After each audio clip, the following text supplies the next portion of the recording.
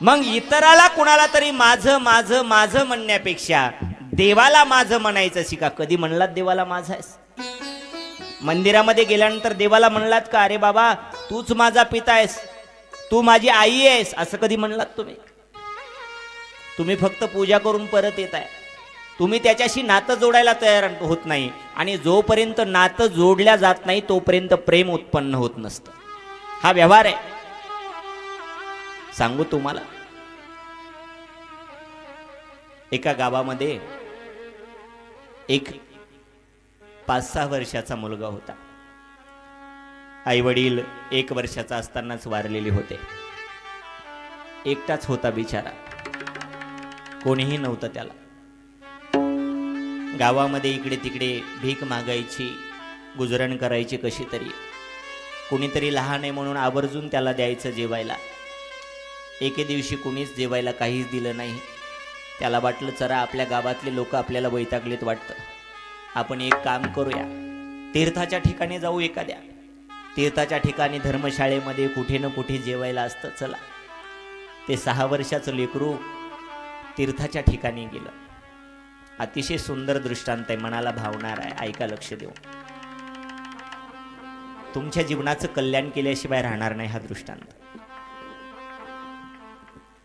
ते 6 वर्षाचं लेकरू तीर्थस्थळी गेलं आणि तिथे गेल्यानंतर सांगू तुम्हाला, इकडे तिकडे बघू लागलं. या धर्मशाळेमध्ये जा, त्या धर्मशाळेमध्ये जा, त्या धर्मशाळेमध्ये जा. कुठेही त्याला जेवायचं होतं पण जेवायची व्यवस्था लागेना. एका धर्मशाळेमध्ये आतमध्ये गेला, इकडे तिकडे फिरू लागला. तेवढ्यात त्या धर्मशाळेमध्ये काही विद्यार्थी राहत होते. जवळजवळ 30-40 विद्यार्थी त्या धर्मशाळेमध्ये राहत होते. त्या विद्यार्थ्याला शिकवणाऱ्या गुरुजींचं लक्ष त्या लहान मुलाकडे गेले. 6 वर्षाचा मुलगा आहे. त्याच्या जवळ गेले आणि म्हणले, बाळा कुठनं आला रे? त्याने सांगितलं, गावाचं नाव येत नाही आलं गुरुजी. का रे, का फिरतो इकडे तिकडे? महाराज खूप भूक लागली, मला जेवायचंय. मला एवढी भूक लागली, एवढी भूक लागली की मला जर जेवायला नाही भेटलं तर मी मरेल असं वाटतंय गुरुजी मला. बाळा तुला जेवायचंय? हो महाराज जेवायचंय मला. काय हरकत नाही, आत्ता मुलं जेवायला बसतील, त्या मुलाबरोबर जेवतो. हां झालं महाराज. मुलं जेवायला बसली. हा 6 वर्षाचा मुलगा त्या मुलाबरोबर जेवला. जेवण झाल्यानंतर महाराजीकडे गेला. महाराजींना साष्टांग नमस्कार केला आणि नमस्कार करून निघाला आपल्या रस्त्याने. महाराजांनी त्याच्याकडे पाहिलं आणि महाराजांना दया आली. त्या 6 वर्षाच्या लेकराला जवळ घेतलं. का रे बाळा कुठे जाणार तू आता इथनं? तो म्हणला, महाराज आता दुपारची जेवायची सोय झाली, संध्याकाळी कुठेतरी भेटेल, नाहीतर मी फिरत राहणार आहे असा. अरे बाळा तुला आईवडील नाहीत ना? महाराज मला आईवडील, मला अनेक लोक सांगतात तू 1 वर्षाचा होता तेव्हा तुझ्या आईवडिलाचं निधन झालं. तुला कोणी दुसरं कोणीच नाही का? नाही महाराज मी एकटाच आहे. मग एक काम कर ना बाळा, तू इथेच राहा ना. तो म्हणला, महाराज जमेल इथं राहिलं तर? हो जमेल. 2 टाइम जेवायला भेटेल तुला? खरं महाराज? हो जेवायला भेटेल तुला. काय करावं लागेल महाराज? काही नाही बाळा, तुला जर झाडून काढता येत असलं तर हा आश्रम झाडून काढायचा, एवढंच काम करायचं तू. हो महाराज नक्की झाडत जाईल मी आश्रम. महाराजांनी त्याला तिथेच ठेवून घेतलं. रोज सकाळी उठावं, विद्यार्थ्याबरोबर उठावं, सगळ्यांनी आंघोळीला जावं आणि या बाळाने आश्रम झाडावा. एके दिवशी गुरुजींनी सगळे जेवढे विद्यार्थी होते तेवढ्या सगळ्यांच्या घरी पत्र चिठ्ठी पाठवली आणि सगळ्याला सांगितलं, सगळ्याच्या आईवडिलाला, की एक काम करा, अमुक अमुक तारखेला तुम्ही सगळेजण या आश्रमावरती उपस्थित राहा. तुमचे मुलं किती शिकलेत, काय शिकलेत ते तुम्हाला आम्ही दाखवणार आहे. सगळ्याचे आईवडील आले. आता आपला मुलगा कुठेतरी शिकायला म्हणल्यानंतर आईवडील तसेच जात असतात का? त्याला खाऊ वगैरे घेऊन जातात.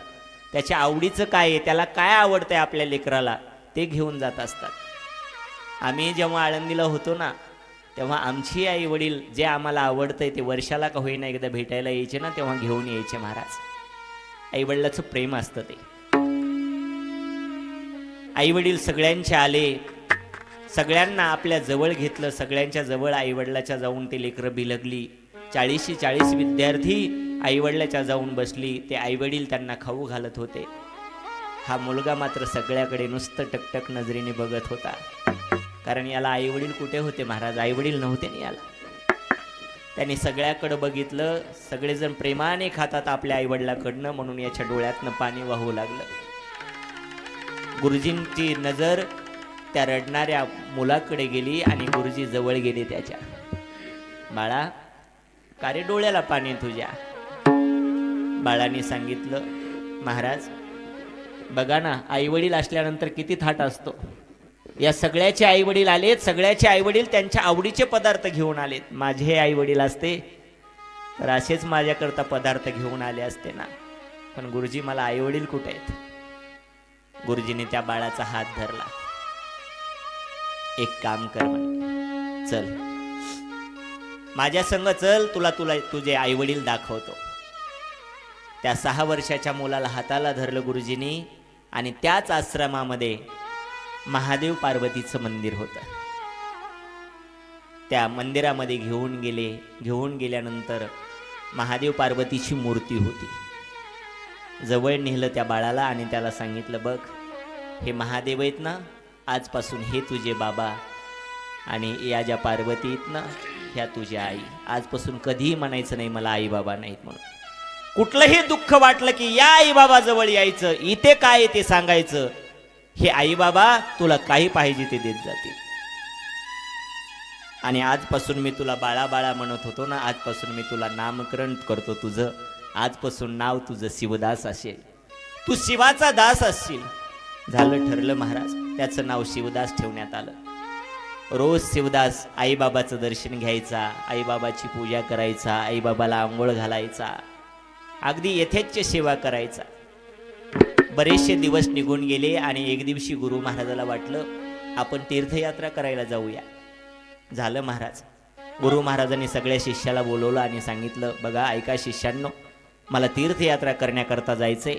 तुम्ही एक काम करा, तुम्ही या आश्रमाची व्यवस्था बघा. जेवढे 40 शिष्य होते ते म्हणू लागले, गुरु महाराज जर तीर्थयात्रेला गेले आणि आपल्यावरती जर जिम्मेदारी टाकली आश्रमाची, तर आपण आश्रमाची जिम्मेदारी घेऊ शकत नाही. कोण घेणार? झाडून काढायचं, सगळ्या जिम्मेदारी घ्यायच्या, हिशोब खर्च सगळा कोण जिम्मेदारी घेणार? त्याच्यापेक्षा आपण एक काम करू, गुरु महाराज तीर्थयात्रेला चाललेत ना, आपणही म्हणू आम्हाला तीर्थयात्रेला यायचं. सगळ्या शिष्यांनी सांगितलं, गुरु महाराज तुम्ही तीर्थयात्रेला चाललात ना, तर आम्हालाही सगळ्याला तीर्थयात्रेला यायचंय. गुरु महाराजाला वाटलं आता शिष्यांची इच्छा निर्माण झाली तर आपण का अडथळा करावा त्यांना. पण परत प्रश्न निर्माण झाला की आपण जर सगळेच निघून गेलो तर आश्रमातील देवाची पूजा कोणी करायची? आश्रम स्वच्छ कोणी ठेवायचा? आश्रमाची जिम्मेदारी कोणी घ्यायची? तेव्हा सगळ्यांना विचारत होते गुरुजी, का रे आश्रमाची जिम्मेदारी कोणी घेईल का? एखादा कुणीच तयार होईना. तेव्हा हा बाल शिवदास जवळ गेला आणि म्हणू लागला, गुरुजी तुम्ही खुशाल तीर्थयात्रेला जा, पूर्ण आश्रमाची जिम्मेदारी मी घेतो, देवाची पूजा मी करत जाईल, आश्रम स्वच्छ मी करत जाईल, सगळा हिशोब खर्च वगैरे सगळं मी टिपून ठेवील. वर झालं महाराज. सगळेजण तीर्थयात्रेला निघून गेले. रोज सकाळी शिवदासाने उठावं, आश्रम स्वच्छ करावा, मंदिर स्वच्छ करावं, महादेव पार्वतीला स्नान घालावं, पूजा करावी. आणि गुरुजींनी सांगितलं होतं, हे बघ रोज दुपारी 11-12च्या वेळेला तुझ्या आईबाबाला नैवेद्य दाखवायला विसरू नको बरं. तू स्वयंपाक करायचा आणि नैवेद्य दाखवायचा. मला गुरुजी काही हरकत नाही. तुम्हाला प्रश्न असा पडला असेल की 6-7 वर्षाचं लेकरू स्वयंपाक करता येत असेल का? ज्याला आई वडील नसतात ना त्याला सगळं येत असतं, कारण जिम्मेदारी सगळं शिकवत असते. 7 वर्षाचं ते लेकरू रोज स्वयंपाक बनवायचं, दुपारच्या वेळेला ताट भरायचं आणि ताट भरून भगवंताच्या पुढे नेऊन ते ताट ठेवायचं, नैवेद्य अर्पण करायचा देवाला आणि परत स्वतः जेवायचं. असे अनेक दिवस निघून गेले. एक दिवशी शिवदासाने काय केलं माहिती आहे? शिवदासाने ते ताट भरलं, पंचपक्वान्नाचं ताट महादेव पार्वती समोर ठेवलं आणि त्याला प्रश्न पडला, अरे रोज आपण एवढे कष्ट घेतोय, एवढा स्वयंपाक करतोय, आपल्याला येत नाही तरी बनवतोय आपण, पण ज्याच्याकरता स्वयंपाक बनवतोय ते महादेव पार्वती माझे बाबा आई कधीच जेवत नाहीत, हे सगळा नैवेद्य मलाच ग्रहण करावा लागतोय. का जेवत नसतील ते? त्यांनी जेवायला पाहिजे. आणि सांगू तुम्हाला, त्यांनी ते ताट पुढे नेऊन ठेवलं आणि महादेव पार्वतीपाशी हट्ट धरला. बाबा, आई, माझ्या गुरुजींनी सांगितलंय कुठलीही इच्छा असेल तर तुम्ही पूर्ण करणार आहे. आता माझी एकच इच्छा आहे बाबा, तुम्ही या प्रसादाचं ग्रहण करावं.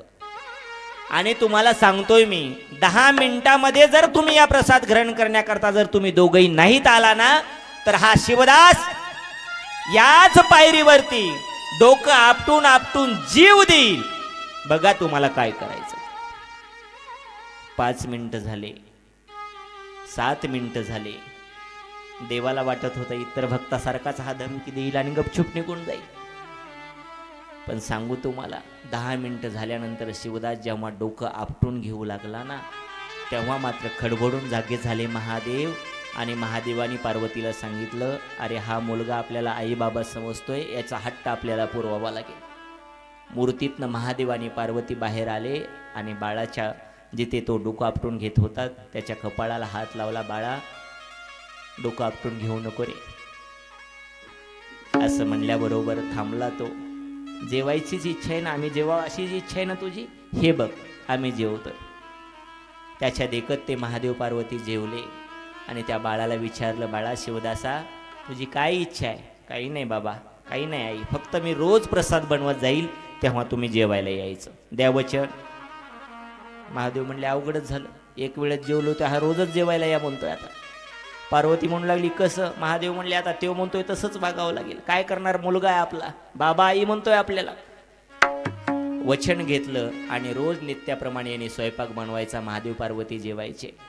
बऱ्याच बुद्धिमान लोकाला वाटत असेल देव जेवतो का?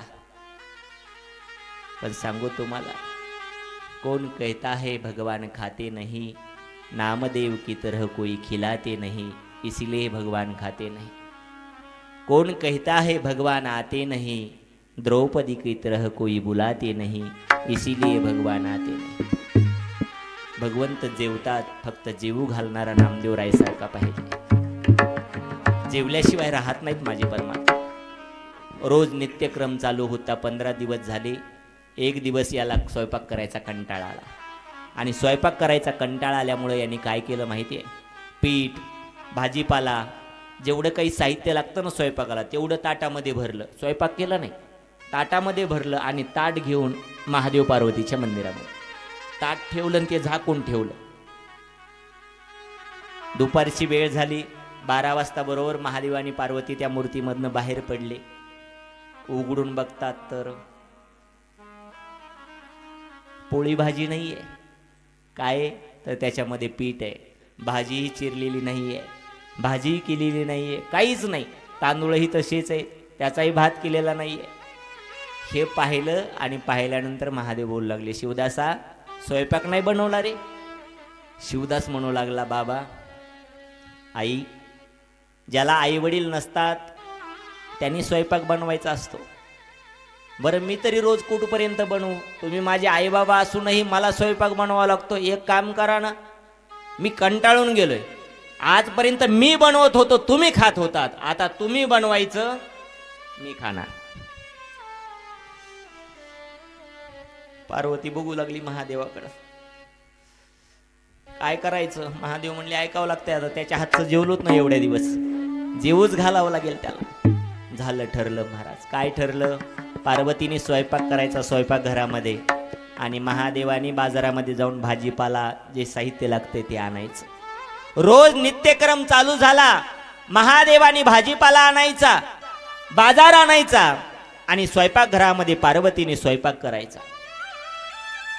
रोजचा नित्यक्रम चालू होता. इकडे गुरुजींची तीर्थयात्रा सुरू होती. तीर्थयात्रा पूर्ण झाली आणि गुरुजी आश्रमामध्ये आले. आश्रमामध्ये जेव्हा गुरुजी आले ना, आपण जेव्हा तीर्थयात्रा करत असतो ना तेव्हा गावात आल्यानंतर पहिलं मंदिरामध्ये दर्शनाला जातो. तसं गुरुजींना वाटलं की चला आपण तीर्थयात्रा करून आलोय ना, आधी मंदिरामध्ये जाऊन महादेव पार्वतीचं दर्शन घेऊया. गुरुजी सगळे 40 शिष्य ते सगळे कुठे गेले? महादेव पार्वतीच्या दर्शनाला. मंदिरामध्ये गेले तर महादेव नाही, पार्वतीही नाही. कुठे गेले होते? एक जण स्वयंपाक करायला आणि एक जण बाजारामध्ये.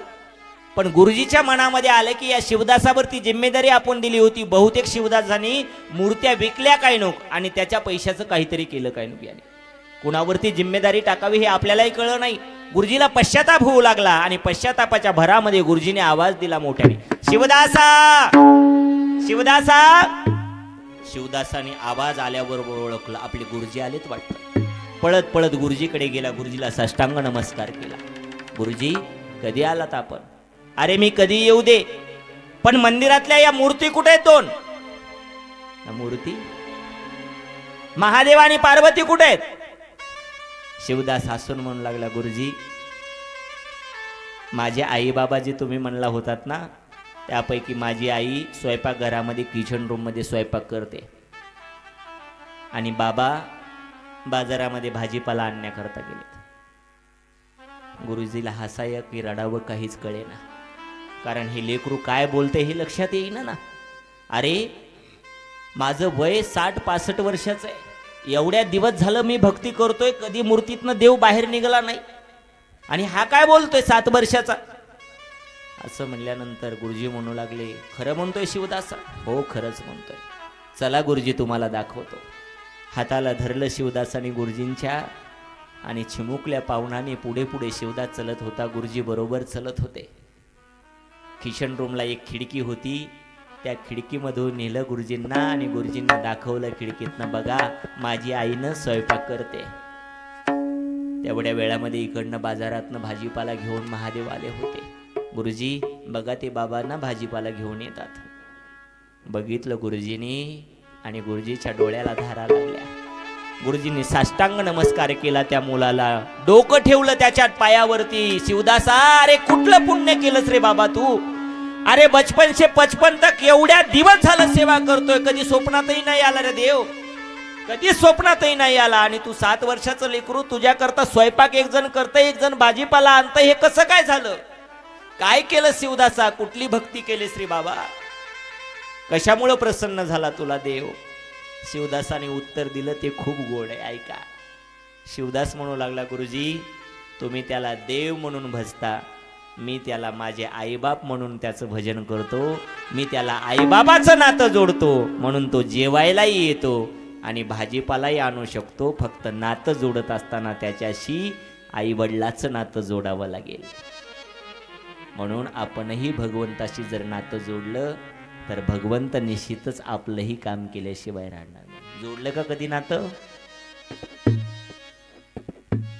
कधी देवाला म्हणलात तुम्ही माझी आई आहेस तू, माझे वडील आहेस तू? आम्ही दुसऱ्यालाच म्हणत म्हणत बेजार आहे.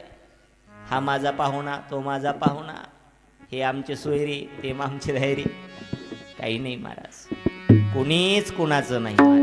सब पैसे के भाई भाई, सब पैसे के भाई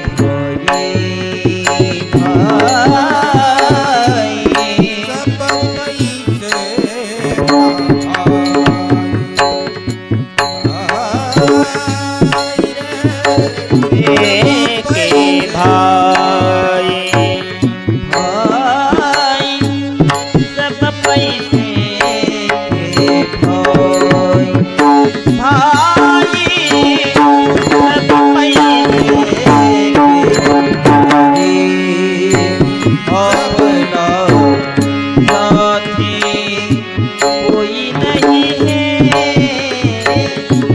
अपना साथी।